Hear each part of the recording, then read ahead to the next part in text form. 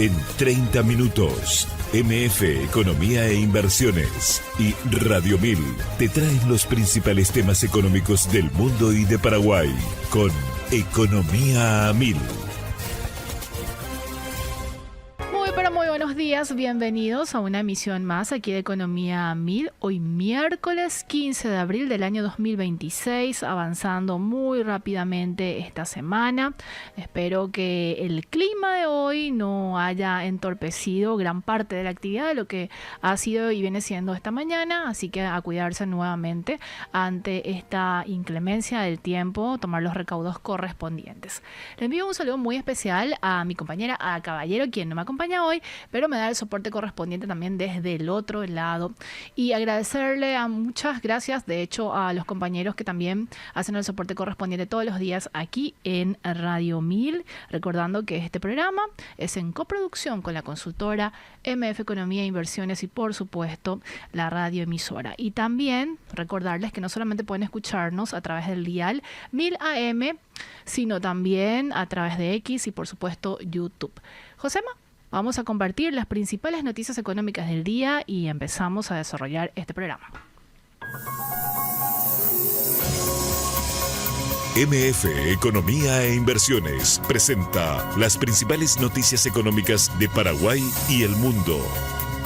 ¿Qué está pasando a nivel internacional? Y de acuerdo con Bloomberg, Oxford Economics prevé que el conflicto en Medio Oriente tendrá efectos persistentes sobre la economía global, incluso con un alto al fuego, al afectar la producción energética y el tráfico marítimo. Las proyecciones de crecimiento del PIB mundial para 2026 se redujeron en 0,4 puntos porcentuales, ubicándose en 2,4%, mientras que para 2027 y 2028 se estima una expansión de 3%. En economías clave, Estados Unidos ajustó su crecimiento de 2,8 a 1,9% en 2026, Brasil crecería 1,5% este año y 2,2% el próximo, y México 1,2% en 2026 y 1,9% el próximo año, en un contexto de mayor incertidumbre y presión sobre los ingresos.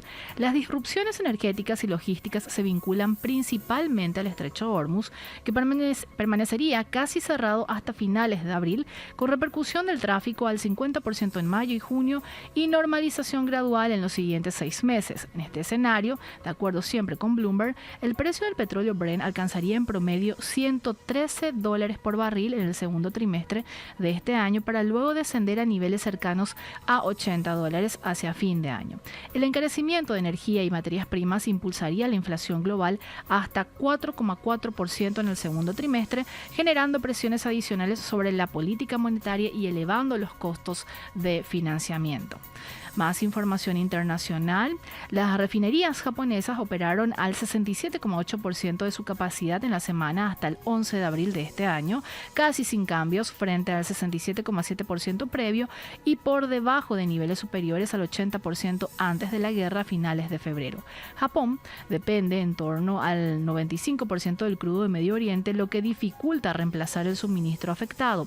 Aunque se logró sustituir más de la mitad del volumen que transitaba por Hormuz y se liberaron reservas, existen limitaciones técnicas para procesar otro tipo de petróleo.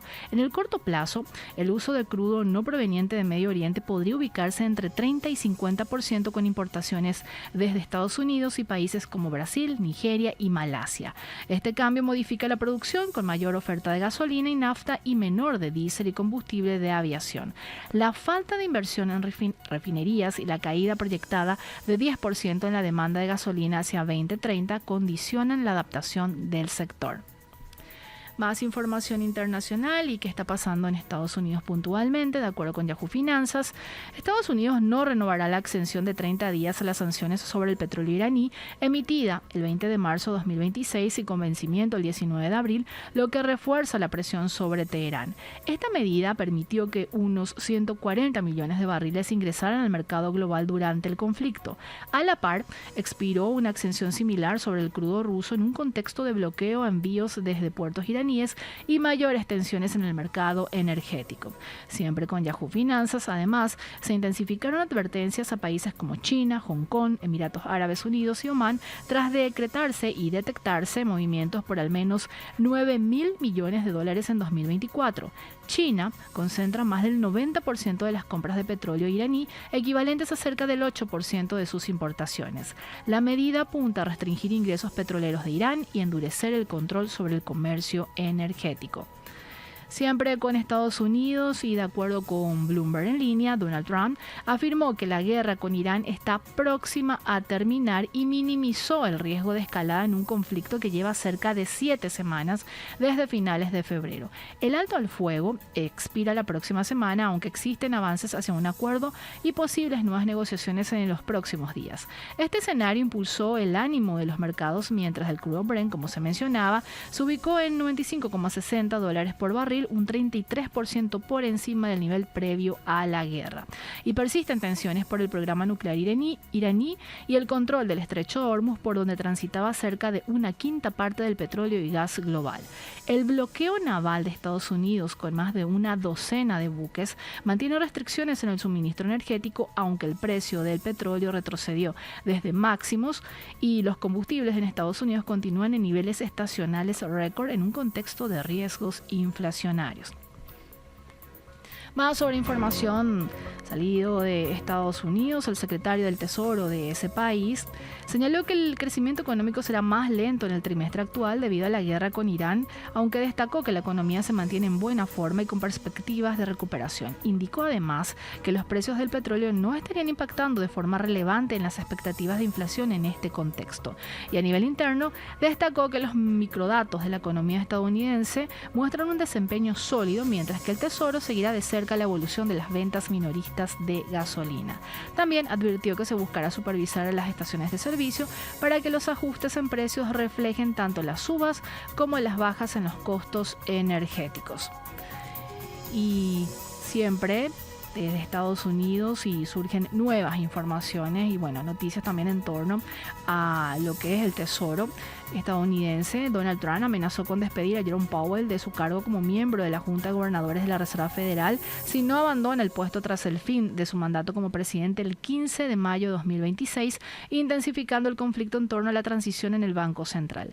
La administración también impulsa una investigación penal sobre Powell, lo que implica y complica el proceso de relevo y rompe con la tradicional transición ordenada en la Fed. Este escenario podría retrasar la confirmación de Kevin Warsh como nuevo presidente de la Reserva Federal en un contexto donde la administración busca mayor control sobre la junta de 7 miembros.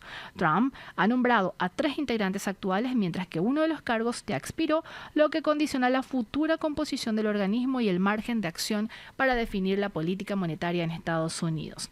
Con esto hacemos nuestra primera pausa y a la vuelta seguimos compartiendo información económica, esta vez de lo que está pasando en las principales economías de la región y por supuesto de Paraguay, a la espera ya también de nuestra entrevista pautada para esta jornada. Seguís escuchando Economía 1000, muchas gracias por la compañía y es momento de compartir la frase cifra del día, recordando que justamente es extraído parte de lo que dicen nuestros entrevistados de manera periódica aquí en este espacio económico. Y ayer lo tuvimos vía telefónica a nuestro entrevistado William Wilca, presidente de Petróleos de Paraguayos Petropar, y durante la entrevista, por destacar, se menciona que el 53% fue el aumento acumulado del diésel tras una suba de 4% en febrero y 49% en marzo con el inicio del evento bélico. En el caso de la gasolina, el incremento acumulado fue de 50%. En un contexto de alta incertidumbre internacional, estamos haciendo todo lo posible para no realizar ningún ajuste de precio de los combustibles en lo que queda del mes de abril, mencionó William Wilca, presidente de Petropar. Y más información que compartir que está pasando a nivel regional en las principales economías de esta zona. Y para ello nos trasladamos hasta Argentina porque Bloomberg en línea da cuenta que la deuda neta consolidada del Estado argentino se ubicó en $247 mil millones al cierre del cuarto trimestre del año 2025, equivalente a aproximadamente 36% del PIB, lo que implica una reducción de 4,6 puntos porcentuales frente al tercer trimestre de 2023. En términos absolutos, la disminución alcanza casi $20 mil millones dólares, reflejando un proceso de desendeudamiento relativo. A lo largo de 2025, la deuda registró una caída de 1.7 puntos porcentuales, alcanzando el nivel más bajo para un cuarto trimestre desde el año 2018. No obstante, en el último tramo del año se observó un aumento de 2.6 puntos porcentuales respecto al tercer trimestre de 2025, asociado a una caída en la liquidez consolidada. Este comportamiento estuvo influido por el uso de reservas y depósitos en dólares en el periodo preelectoral, así como por la reducción de depósitos en pesos tras la elección y la estacionalidad fiscal de diciembre. Además, la exposición cambiaria con el sector privado se redujo 6.800 millones de dólares, compuesta por 2.700 millones de dólares en bonos dólar y 4.000 millones de dólares en futuros vendidos por el Banco Central. Seguimos en Argentina y siempre con Bloomberg. El país volvió a buscar financiamiento en dólares en el mercado local mediante la emisión de bonos con vencimiento en octubre de 2027 y 2028, tras no cubrir el cupo de 200 millones de dólares en la subasta previa, donde se recibieron ofertas por 131 millones de dólares. Y en esta nueva licitación, el objetivo es captar hasta 4.000 millones de dólares en un contexto donde el canje entre el dólar y contado con liquidez se ubica en 4,5%, lo que favorece el financiamiento en el mercado local. De Argentina nos vamos hasta Brasil. De acuerdo con Agencia Brasil, el volumen de servicios en ese país creció 0,1% en febrero de 2026 frente a enero, alcanzando un nivel récord en la serie histórica. El resultado estuvo impulsado por información y comunicación y transporte, con destaque del transporte de mercancías por carretera. En comparación interanual, el sector avanzó 0,5% respecto a febrero de 2025, acumulando su 23º resultado positivo consecutivo, mientras que el crecimiento en los últimos 12 meses fue de 2,7%. ¿Qué está pasando con la inflación en América Latina? Y este es un artículo que recoge también Bloomberg en línea. Y sobre el punto de la inflación en América Latina, se aceleró en marzo de 2026, impulsada por el aumento del precio del petróleo tras el cierre del estrecho de Hormuz. En Brasil, el índice mensual alcanzó 0,88% por encima del 0,7% de febrero, con un alza de 4,59% en la gasolina, que explicó 0,23 puntos porcentuales, mientras la inflación interanual se ubicó en 4,14%. En México, la inflación fue de 0,86% frente al 0,5% previo, con una suba de 2,59% en la gasolina y un nivel interanual de 4,59%. En Argentina, en tanto, el dato mensual llegó a 3,4%, con combustibles subiendo 7% y una inflación interanual de 32,6%. ¿Qué está pasando o qué pasó en las otras economías a nivel de la inflación? Por ejemplo, en Colombia se registró 0,78% mensual, por debajo del 1,08% de febrero, con una inflación interanual de 5,56%. Chile, por su parte, alcanzó 1% mensual desde 0% previo, con combustibles aumentando 8,7% y una tasa interanual de 2,8%. Y así otros países como Perú, Bolivia y en el caso de Paraguay se registró 1,9%, evidenciando el impacto generalizado del encarecimiento de combustibles en la región. Y con esto vamos a nuestra otra pausa y a la vuelta ya conectamos con nuestro entrevistado de hoy. Gracias por la compañía y ahora vamos compartiendo ya información de lo que está pasando a nivel nacional. Muchas noticias suscitadas en torno, obviamente, a la dinámica económica, con indicadores también que de alguna manera están reflejando ciertamente el comportamiento y cómo está yendo la economía en Paraguay. Y en ese sentido, Agencia de Información Paraguaya da cuenta que el número de trabajadores registrados en el régimen general del Instituto de Previsión Social alcanzó un poco más de 827.000 personas cotizantes en marzo de 2026, el nivel más alto registrado, consolidando una tendencia de expansión del empleo formal en el país. Durante el actual periodo de gobierno, menciona IP, se incorporaron casi 200.000 personas trabajadoras, al pasar de 707.000 en julio de 2023 a más de 827.000 en marzo de 2026. Esta evolución se apoya en el dinamismo económico, políticas orientadas a la formalización, mejoras en el sistema del Ministerio del Trabajo y el IPS y un mayor control e inspección laboral. También, en términos interanuales, el empleo formal sumó un poco más de 26.000 cotizantes en marzo de 2024, 51.000 en marzo de 2025 y y 48.000 en marzo de 2026.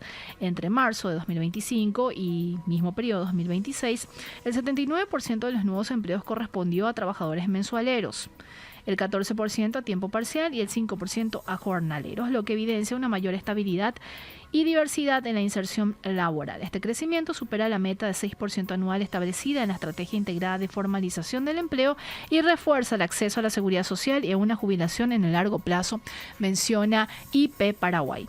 Haciendo un paréntesis subrayado y entrecomillado también, que obviamente, pese a esta evolución o a mayor personas insertadas en el mercado laboral, el desafío sigue siendo todavía muy importante, y de hecho acortar la brecha de la informalidad es todavía parte importante dentro de las políticas públicas.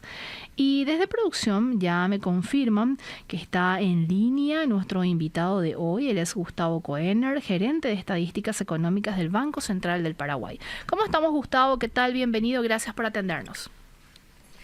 Hola, muy buenas tardes. ¿Qué tal, Prince? Un saludo para vos, para el equipo. Y nada, estamos acá a tu disposición para lo que podamos ser de utilidad. Muchas gracias, Gustavo, y agradecer nuevamente la predisposición del Banco Central del Paraguay para brindarnos información, datos, estadísticas que lleguen también a la sociedad en general. Gustavo, presentaron recientemente este reporte de comercio exterior. El Banco Central lo da a conocer de manera periódica. ¿Qué contempla básicamente este informe? Efectivamente, el Banco Central todos los meses elabora y publica los datos que están relacionados al comercio exterior. Estamos hablando de las importaciones y las exportaciones, que todos los meses, en torno al 10 de cada mes, son publicados en función de la recepción de los datos. La fuente primaria de información es digamos, la DENID, en este caso era el área de aduanas, específicamente a través del sistema Sofía. El 90% de toda la información relacionada con la importación y exportación de bienes. De manera adicional y complementaria a los datos registrados en la Dirección de Aduanas, nosotros tenemos datos también que tienen que ver, por ejemplo, con aquellos certificados de origen expedidos por la ventanilla única de exportación que están en el Ministerio de Industria y Comercio. Accedemos a información de la Administración Nacional de Electricidad, en el caso de ANDE, las entidades binacionales. Sabemos que aquellos datos de exportación de energía, por ejemplo, no están registrados en el reporte, digamos. Entonces accedemos a datos de las entidades binacionales también. Y por supuesto, todo lo que tiene que ver con datos complementarios que nos ayudan justamente a afinar no solamente el dato específicamente, sino también el origen y el destino de las distintas mercancías que son comerciadas. Gustavo, también hay una figura de la reexportación. ¿Qué contempla básicamente también dentro de este informe? Bueno, en principio, cuando nosotros hablamos de reexportaciones, tenemos que entender que son bienes que se producen en otras economías y que son importados, ¿verdad?, por nosotros, pero que al mismo tiempo son exportados nuevamente sin una transformación, ¿verdad? Y principalmente cuando hablamos de reexportaciones hablamos de aquellos productos que ingresan bajo el régimen de turismo, por ejemplo, ¿verdad? Estamos hablando principalmente de los teléfonos móviles, equipos informáticos, laptops, entre otros equipos, que son aquellos que se comercializan en frontera. Entonces, para entender, es un bien importado, ¿verdad?, que se vuelve a exportar. En este sentido, si es que me permitís. Adelante. Tengo un pequeño problema con la cámara. Igual puedes desactivar sin problemas, Gustavo, y aquí los compañeros dan un soporte visual del flyer que les compartimos, así que no hay problema. ¿Me escuchas bien, Gustavo? Perdón, disculpame, vi que estaba un poco inestable. Con dificultad, exactamente. Entonces te decía que los productos bajo el régimen de turismo son aquellos que explican principalmente el dato de las reexportaciones. Y en ese sentido, cómo nosotros disponemos del ingreso de productos bajo este régimen que tiene un incentivo, ¿verdad? Una vez obtenido este dato, nosotros calculamos los márgenes, las tasas diferentes, ¿verdad? Y a partir de ahí calculamos las reexportaciones. Pero también tenemos que tener en cuenta que hay productos que no se registran, como por ejemplo, puede ser una cartera de origen chino que se vende en la frontera, o no solamente en la frontera. Sabemos que hay muchos turistas que visitan también la capital y que están comprando, y varios de los negocios tienen, por ejemplo, esta modalidad de tax free, en donde los extranjeros presentando las documentaciones están libres del pago del IVA, por ejemplo. Y en ese caso, ¿cómo se termina de alguna manera computando eso? ¿O se hacen estimaciones o se excluye directamente, o hay como una aclaración en ese punto, Gustavo? En el caso de las reexportaciones propiamente, Sí. Nosotros tenemos un dato importantísimo, que son aquellas importaciones que ingresan bajo el régimen de turismo. Clarísimo. Lo que hablábamos al comienzo, Sí. principalmente. Estos serían un 99% de todo, digamos. Justamente ahora en este preciso momento, digamos, el Banco Central está encarando varios desafíos. Como ustedes conocerán, el tema de la encuesta de presupuestos familiares. Así es. Entre ellos también tenemos lo que tiene que ver con la actualización de las cuentas nacionales. Las cuentas nacionales tienen que hacer una revisión y actualización de la base. Y en todo este proceso están previstos varios estudios especiales que justamente van a irse encaminados, una parte de ellos al sector comercio, para tratar de medir o entender un poco el dinamismo, digamos, ¿verdad?, de aquellos productos que se importan y vuelven a salir sin registros, ¿verdad? Son estudios especiales que se van a trabajar justamente. Vamos a empezar a mediados del año, de este año, y se va a extender por varios años el trabajo hasta tener nuestros cuadros nuevos de oferta, utilización y la nueva estructura del PIB. Ahora mismo, así como estamos, Sí. la información que tenemos disponible y que son las más importantes son aquellas que ingresan bajo el régimen de turismo, como hablamos de productos electrónicos preferentemente. Clarísimo. Gustavo, me gustaría ir desengranando también estos componentes que mencionás de este reporte por el lado de las exportaciones, importaciones, y aquí tenemos el soporte visual que no sé si alcanzás a ver, pero básicamente Sí. es parte de la presentación que dieron a conocer también ustedes como Banco Central sobre las exportaciones totales. ¿Qué dinámica se presentó en este punto en particular, Gustavo? Exactamente. Bueno, aquí notamos nosotros que las exportaciones tuvieron un comportamiento, un crecimiento de casi el 13%, y digamos que este dinamismo estuvo principalmente explicado por exportaciones de soja, sus derivados, aceite de soja, ¿verdad? Sí. Entonces, también vemos que hay otros productos de carácter oleaginoso. En este reporte justamente podemos ver que las exportaciones registradas, que son casi del 70% de las exportaciones totales, aumentaron un 19.7%, ¿verdad? Y estos son, digamos, los productos que están explicando, y sumado a esto también el buen dinamismo que está teniendo aquellos productos que se exportan bajo el régimen de maquila, ¿sí? Principalmente hilos y cables, entre otros productos que están ganando preponderancia en este último periodo. Entonces, Este es básicamente Sí, perdón, Gustavo, este es corte primer trimestre. Exactamente, estamos hablando del primer trimestre, así mismo. Entonces, estos serían los productos, como te dije, ¿verdad? Principalmente los productos primarios, grano de soja, su derivado, harina, aceite de soja, ¿sí?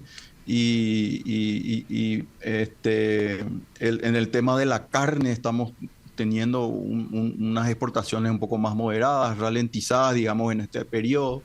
Pero ahí tenemos que tener en cuenta también que el año pasado, en este periodo, habíamos tenido un volumen de exportación bastante importante. Se había abierto, digamos, las exportaciones a un nuevo mercado, como el caso de Estados Unidos, Sí. y otros más, ¿verdad?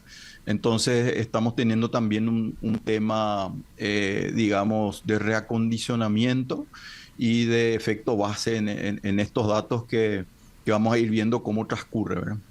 Justamente le estaba pidiendo a los compañeros sobre el punto que estás mencionando, Gustavo, de las exportaciones, puntualmente la carne bovina, y decías una moderación por obviamente una reconfiguración también de los mercados. Asumo también parte de lo que se está viviendo a nivel internacional, ciertamente, Gustavo, en ese sentido de el conflicto bélico, las idas y vueltas también entre grandes economías.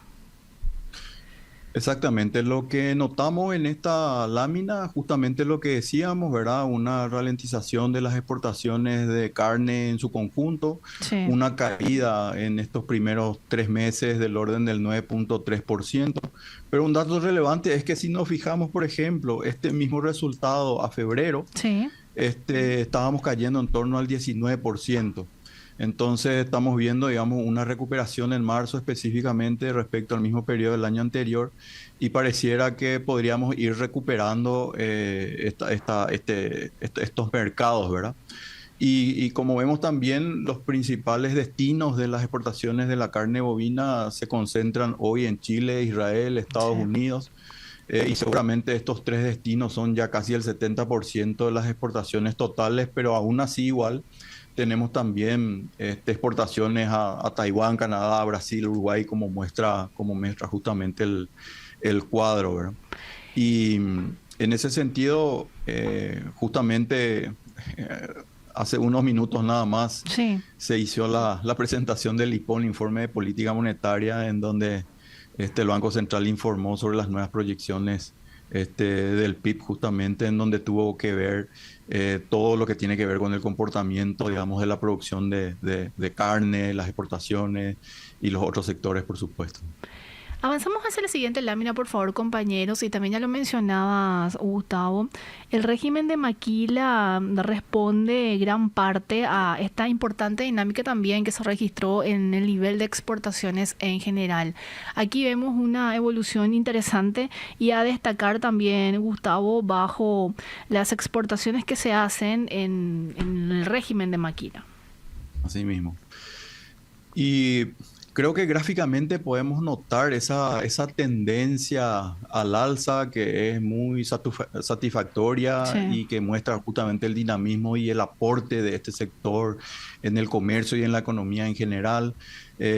Justamente nos muestra, ¿verdad?, el promedio en millones de dólares que desde el 2023 venimos notando, y de un 84,9 millones de dólares en promedio mensuales, digamos, hoy ya estamos en torno al 122,8 millones de dólares, con un crecimiento del 36,1% en el primer trimestre del año 2026.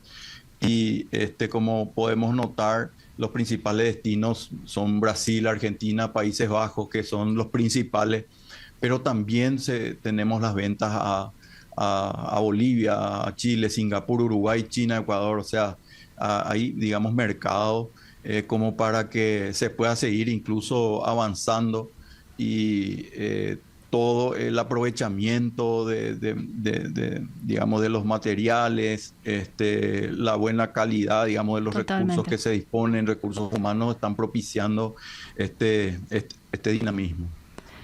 La siguiente lámina, por favor, compañeros, y para cerrar esta parte de las exportaciones, Gustavo, hay una lista, un ranking de los principales países considerados destino de los productos comercializados de Paraguay. ¿Podemos de alguna manera también ir destacando o mencionando eso, Gustavo?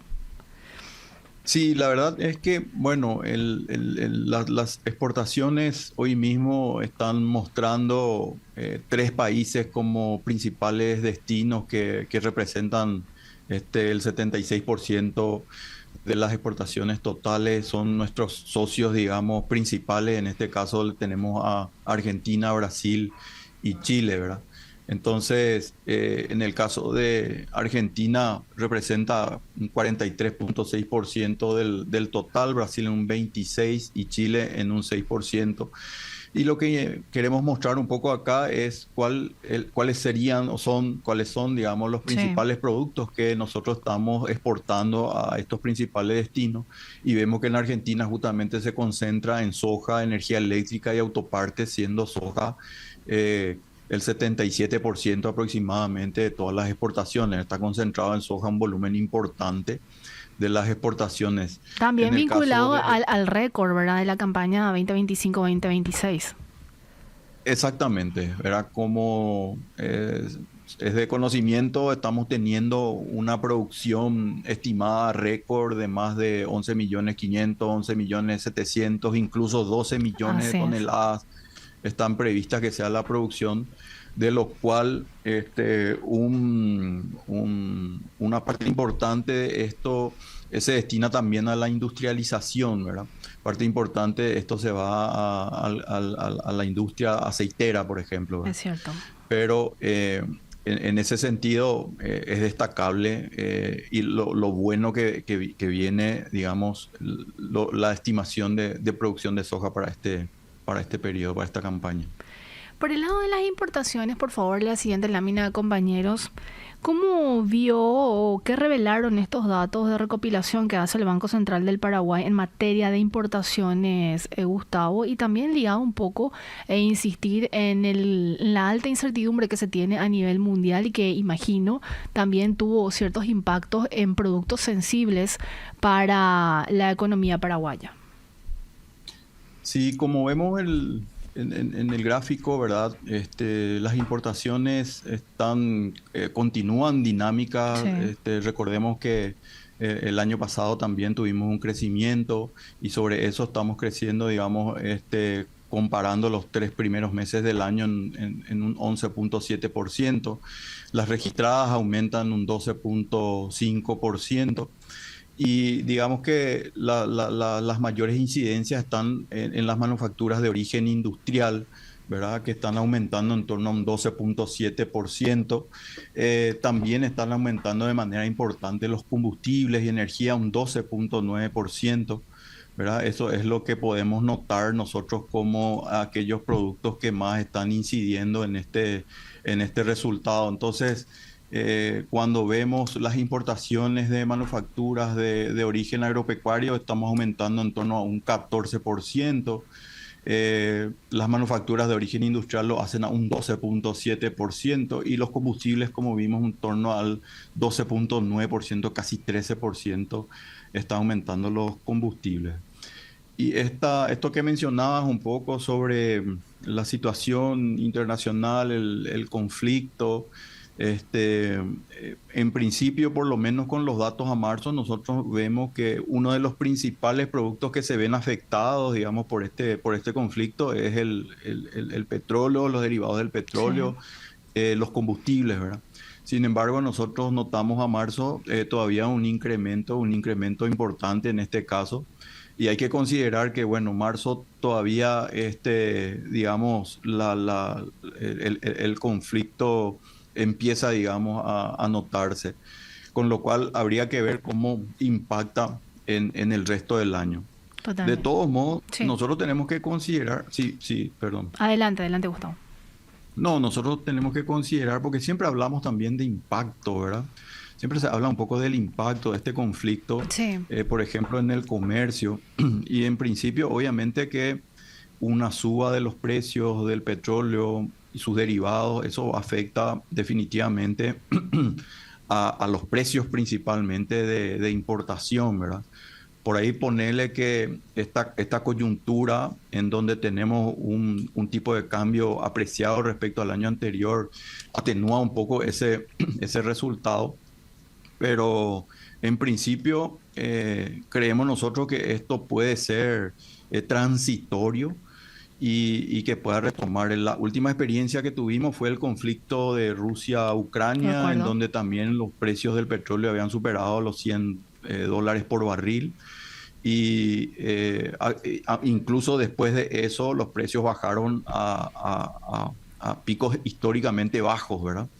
Entonces, teniendo esa visión un poco, y más todavía que el Paraguay también ha sabido ser bastante resiliente a los distintos choques, creemos de que esto podría ir mejorando, siempre obviamente con la expectativa que el conflicto vaya tomando, digamos, una moderación, pero siempre existe, digamos, esa incertidumbre. Estamos en un momento de una incertidumbre importante, no solo en Paraguay, a nivel mundial, ¿verdad?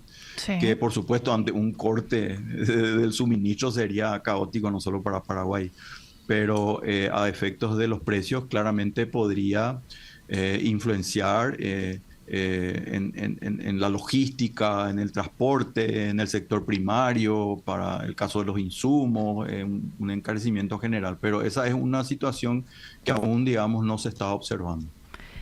Gustavo, con respecto a las importaciones registradas y los países de donde provienen, ¿cómo está la pizarra en materia si tuviéramos que hacer como una suerte de ranking de los países que nos proveen determinados productos, insumos, etcétera? Nuestras importaciones, digamos que provienen en gran parte de China, de Brasil y de Estados Unidos. Sí, Como la gráfica que ahí estamos mostrás viendo. va viendo, era que China representa el 37% aproximadamente de todas las importaciones y se concentra en productos como teléfonos móviles, maquinarias portátiles y neumáticos. Por su otra parte tenemos a Brasil, que representa el 21.6%, donde destacan, digamos, cervezas de Malta, en este caso, automóviles, ¿verdad? Y vehículos para transporte de mercancía, y de Estados Unidos, que es el tercer país, con un 6.8% de participación. Vemos productos que destacan como el gasoil, productos farmacéuticos y automóviles en ese orden. En este caso, estamos hablando de que los tres países representan aproximadamente el 65% del origen de nuestras importaciones, con crecimientos en este periodo para los tres. En el caso de Argentina, un 11%, Brasil lo hace a un 7.8% y Estados Unidos a un 29.4%. ¿Estos países son por antecedentes los de siempre o una reconfiguración en el tablero, Gustavo? Digamos que son los que se han mantenido en el tiempo por el tipo de productos que Claro, nosotros justamente consumimos. Sí. importamos históricamente, digamos. Entonces, no es que haya habido una recomposición importante, por lo menos en este aspecto. La última lámina, por favor, compañeros, y con esto vamos cerrando la entrevista con Gustavo Koenner. ¿El saldo del comercio exterior finalmente qué arrojó, Gustavo? ¿Es lo que se esperaban con esta dinámica que venimos teniendo durante el primer trimestre entre importaciones y exportaciones? Efectivamente, vemos que justamente este periodo tenemos un superávit de 83.5 millones de dólares. Estamos hablando de unas exportaciones de unas importaciones que totalizaron los 4.531 millones, mientras que las exportaciones 4.615. Entonces, esto es lo que, digamos, provoca en este periodo un superávit. Y podemos ver también, Sí, ¿verdad?, que parte importante de esto está explicado justamente por lo que estábamos hablando de las mayores exportaciones de soja y sus derivados, ¿verdad? Si vemos el comportamiento de soja en términos mensuales, podemos ver un crecimiento importante, y esto es prácticamente estacional, es época, es digamos, cierto. de exportaciones de soja, y ese ingreso, digamos, de divisa es un poco también lo que está explicando este superávit en este periodo. Gustavo, ¿dónde la gente puede encontrar más información de parte de este reporte? Y bueno, de hecho hay mucho más por profundizar si vemos por productos, ya sea comercializados, importados, etcétera. ¿Hay una base donde la gente puede tener acceso, es público, donde puede encontrar más información? En principio, digamos que toda la información que dispone el Banco Central, no solo estadística del sector externo, sino que de cuentas nacionales, estadísticas monetarias, índice de precios, está disponible en la página del banco, que es bcp.gov.pi. Ahí tenemos justamente una base de datos, una interfaz bastante amigable, Es por decirlo de alguna cierto, manera, usamos, y, sí. y tenemos los indicadores económicos de comercio. Pero adicionalmente a esto, también nosotros tenemos, ¿verdad?, un sistema que es el CISEX, que hoy te puede dar la oportunidad de hacer una consulta y reportes de las exportaciones a 2, 4, 6, 8 dígitos del sistema del nomenclador común del Mercosur. O sea, se pueden hacer consultas por productos, por grupos de productos, por origen, por destino, en valores, en volumen. Y esa posibilidad te da, digamos, el CISEX hoy. Es una herramienta bastante interesante porque justamente te puede hacer el filtro de aquel producto que te interese tanto para las exportaciones como para las importaciones. Y es el que también te puede revelar cuáles son los principales productos que se están exportando o importando, cuáles son los principales destinos o origen de las importaciones y exportaciones respectivamente. Una herramienta bastante interesante que se encuentra actualizada justamente al mes de marzo del 2026 también. Gustavo, un gusto tenerte en este espacio, que tengas un excelente día. Muchísimas gracias, gracias por esta invitación y a las órdenes como siempre. Muchas gracias.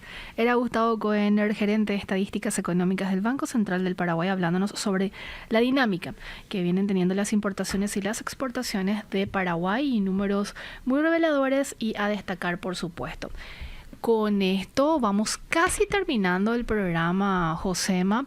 Me gustaría compartir brevemente la entrevista que se tuvo hoy, esta mañana, con el ministro de Economía y Finanzas, Óscar Lovera, tras la reunión que mantuvo con el presidente de la Cámara de Diputados, hablando siempre sobre lo que está generando mucha preocupación, pero sobre todo atención, porque se están desplegando ciertamente ideas y hasta planes de pagos con respecto a las proveedoras y la situación de las finanzas públicas. Compartimos brevemente esta entrevista, Josema. Adelante. Con respecto al cronograma de pagos, en realidad nosotros estamos mirando hoy el corto plazo, es decir, qué haremos en el mes de abril.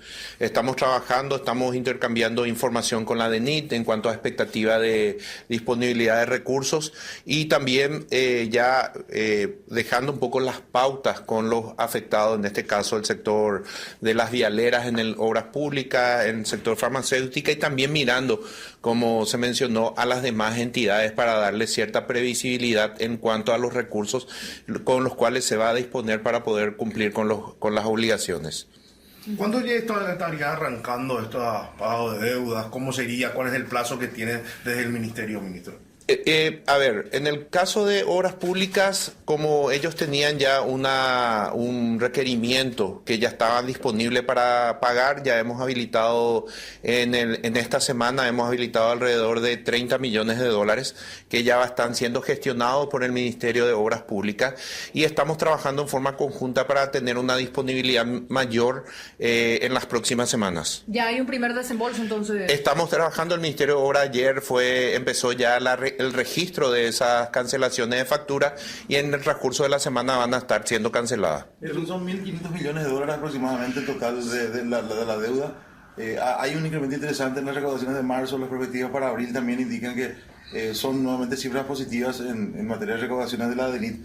Esto ayudaría un poco a pagar, combinando un poco con el factoraje, combinando también con lo que sería la medición de bonos eventualmente. Es así, Jorge. Cuando estamos hablando nosotros de un plan de pagos, no estamos hablando de una sola herramienta, no estamos hablando solamente de una dependencia de los ingresos tributarios, sino de otros que va a permitir al Estado y también a las proveedoras, por un lado, tener una liquidez y en este caso, una visión de cómo van a poder obtener los recursos, tanto del Estado como a través de este instrumento de factoraje, y también un plan de pagos de aquí a fin de año. Hoy lo que estamos trabajando es justamente hacer el seguimiento de este comportamiento de los ingresos. Estamos haciendo un seguimiento diario con la DENIT. Realmente hasta el día de ayer lo que ingresó para nosotros es alentador, entonces tenemos una perspectiva favorable de poder dar respuestas que están esperando. ¿A hoy día cuánto?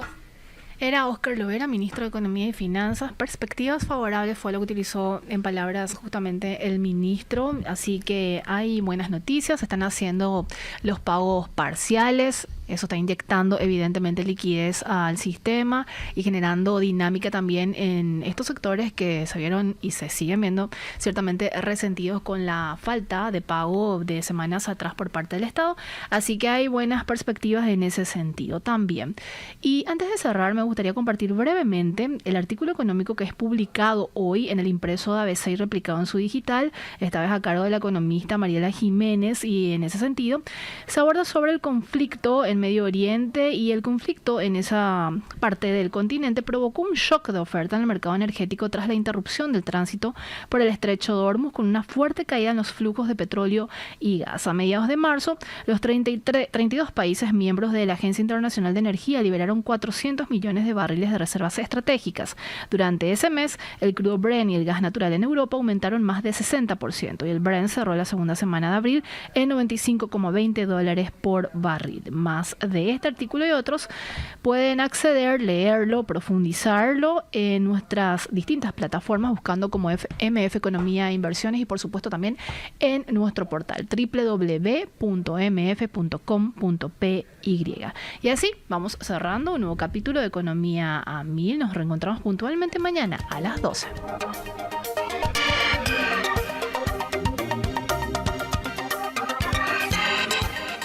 Economía a 1000